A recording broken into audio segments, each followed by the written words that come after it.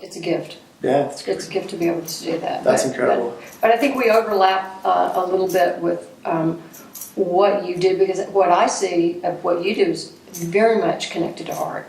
It is. I mean, there is a very artistic side to design, and there's a very kind of pragmatic and practical side to design. And I think industrial design is a good example of where those two things marry. We in my college, when I get back to Auburn, that was something we were taught a lot, was we tried to balance perfectly the world of the engineering side with the artistic side, to pay respects to both and bring them together.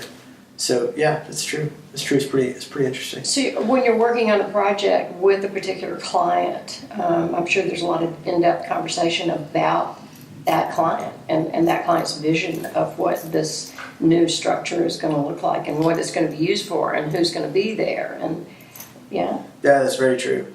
That's a really important part of the design phase, is to kind of turn your ears on and to try to blank your slate and hear the message that's coming. Hear what's being told to you about them, about what they want to do, about their vision.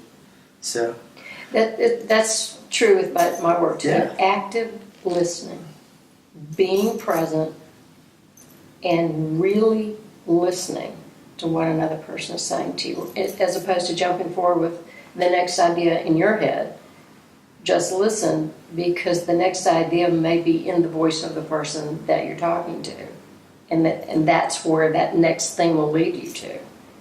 Yeah, that's so interesting. Having that place in your mind where you don't have a foregone conclusion, but you're really just trying to build that story. So throughout your years doing arts and medicine, is there one specific example that sticks out to you where you saw the arts impact someone's life and bring them closer to healing?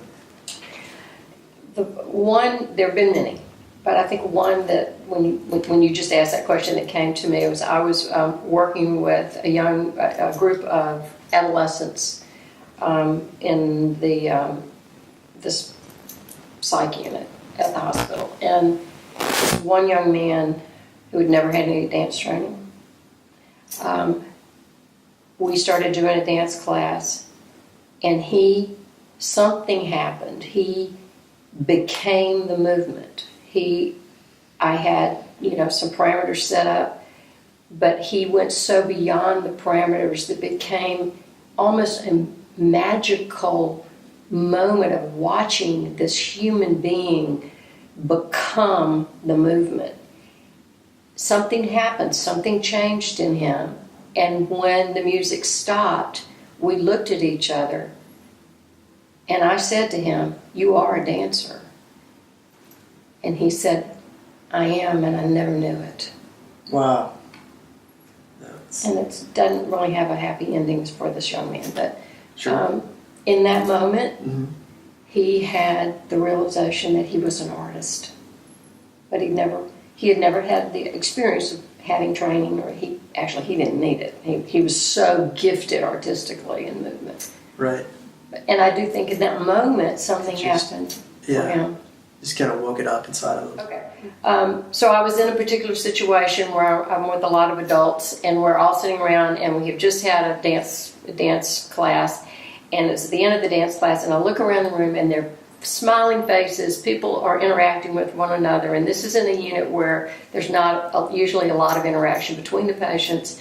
And I was standing there and realized what a gift it was for me to be part of this. And I actually have this job. Yeah. And a lot of times I walk into a patient's room and tell them who I am, that I'm the dance person at the hospital. It's an awesome job. How many people get to walk in a hospital room and say, "Hey, I'm the dance person"? And they do look at me crazy sometimes, like, "Really? Okay, I'm here, I'm hooked up." But I have been able to work that out. You can dance with your eyes and your toes and your fingers, and you don't have to dance with your whole body. Wow, yeah. And visualize movement. Visualize, yeah. And try to make the environment a little better. I'm very, very big on that. And I love what you do because I would love to collaborate with you on some things. Yeah, so would I. To help the environment be more healing. You know, you're stuck in a room and you're stuck with machines a lot of the times. And I've made it a project of mine to bring art into the patient's room or put it on their door. Every month they have a new picture. Oh, yeah. And to put it on their door. It's a little tiny thing. Of course. But it's a visual. It is. It's something for them to look at other than a monitor. It is a difficult environment. I was having a conversation yesterday about hospital rooms and the parameters that go into it. It's going to be sanitation. It's going to be, there's a very functional aspect. It's just going to be, where does this connect to this, and this bed has to exist here, and once it's here, how do we monitor it? It's very sterile. And you've seen hospital rooms over the last probably 3, 4, 5 years start to warm up. I mean, windows are getting bigger. There's, the sofa is still uncomfortable, but it looks like a real sofa. There's little things, and I think that plays such a crucial role into healing and, being rejuvenated. Everything that's supposed to happen in a hospital. Exactly. Maybe it's not in the vial. Maybe it's in the space.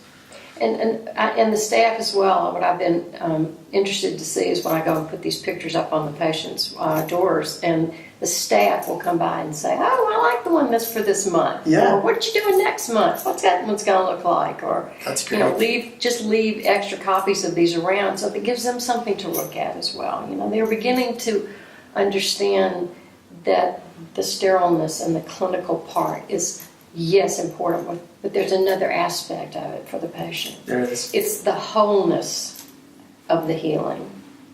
That's where the arts, come in.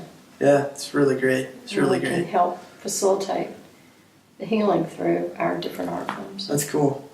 So related to that, one thing I usually like to talk about in what I do, when I'm doing what I do in the best way I can, which is not every day, I think that I'm being considerate of who's going to engage my work, right? Mm-hmm. So if there's a thing, if it's a piece, a part, and it gets engaged a lot, say most recently it was a door pull, right? So there's this restaurant, and everybody's that's going to walk in the door is going to touch this thing every day, and so I want that to be nice, right? You want that to be nice, because when you engage that one little piece of design, you want to feel like, wow, somebody was like, I think somebody's kind of thinking about me here. Like, this was really considerate. But anyway, I think it's pretty interesting to think about us as relational creatures that want to live in a community, and how in our jobs, whatever they are, we can care for each other in some weird little way.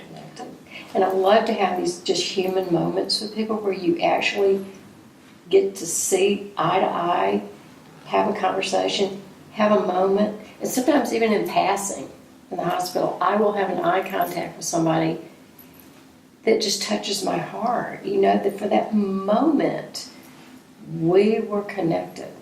Sure. We didn't have to say anything. Sure. We were just connected. There was a moment, there was a glance, there was a physical connection with each other. And maybe that helps us get through our day, especially with people we don't know. Human moments. And being aware of them and cherishing those and remembering, reflecting on them. Wow, I had this beautiful moment with this person I've never seen before. I feel like now I'm connected to them. Yeah, it's cool. Do you ever feel that?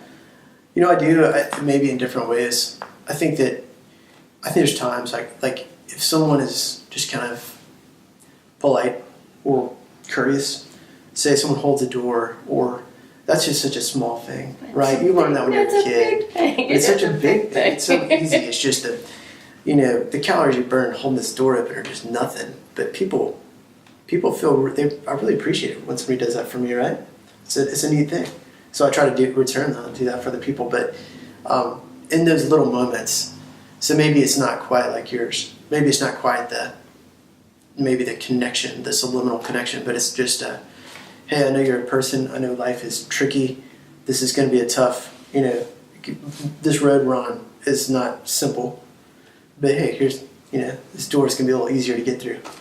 So So to industrial design's a curriculum. It's a profession. A lot of people they engage every day. Like you cannot live your life in this world, regardless of what part you live in. I think this is a safe statement, without engaging someone who has designed something where the industrial design, be it official or happenstantial, is present. It's there. Mm-hmm. It could be. I mean, there's a lot of fun examples like toothbrushes and cars and chairs. It's just really everywhere in your environment. So as we we're talking about a space. When we go to a space, it's sort of like if you took a camera and you're going to take a photo and you're going to sort of zoom out, right? Mm-hmm. You're going to pull it back and you're going to take the shot. Mm-hmm. That shot's going to give you an overall feeling of everything. It's the amalgamation of all the details and the maybe not acoustics, but it's just this overall feel. But industrial design is really a more zoomed in experience. So you're gonna turn the lens. You're gonna take it. You're gonna go right to a point, and in that point, in that existence, in that thing, that's where industrial design lives. It pays attention to the shape of the human, the physical shapes of human beings. It's anthropometry. It pays attention to the materiality of the product, of the object. So it's just a very thoughtful thing. It's really just thoughtful in ways that people in their everyday life may not comprehend, right? Mm-hmm. Like you may not comprehend why your toothbrush has this material on it, or it's made of this, or maybe it's even this color, right? But there's a lot of intent inside the world of industrial design. But yeah, so design, we start with the problem, we find what could be better and how can we make it better, right? We're just trying to improve the world we live in for one person or for a small group of people, for people with a certain handicap, or maybe just for the world at large. It's just that moment when you could take a novel approach to a problem, right? Oh, I agree. When you were talking about listening earlier, it's like, that's creativity. You're observing, you're listening, you're taking in all the criteria, the parameters, you're trying to just take it all in. And then instead of saying, well, yeah, you've got a headache, take Tylenol, maybe it's, you've got a headache, maybe you've been dormant too long, maybe you need to move around, or maybe whatever it is, right? It's the novel approach to solving a problem. That's the opportunity for creativity to exist. I agree. To me. I agree completely. Right. It doesn't necessarily have to do with an art form. Sure. It is problem solving. It does seem like art is a place where a fertile ground exists, right? It's a real fertile ground for creativity. Yeah, because you're kind of given license to think outside the box. Absolutely. You're an artist now. Right. Hey. That's right. Cool. Melissa, it was awesome. Get to know you. It's Ditto. very cool what you do. Thank you. I'd love to learn more about what you do. I'd love to see what you do, and maybe be part of something that you do some way down the road. It'd be cool. I'd love to team up. I'd love it. That would be great. Great. Thanks. Good. Thank you.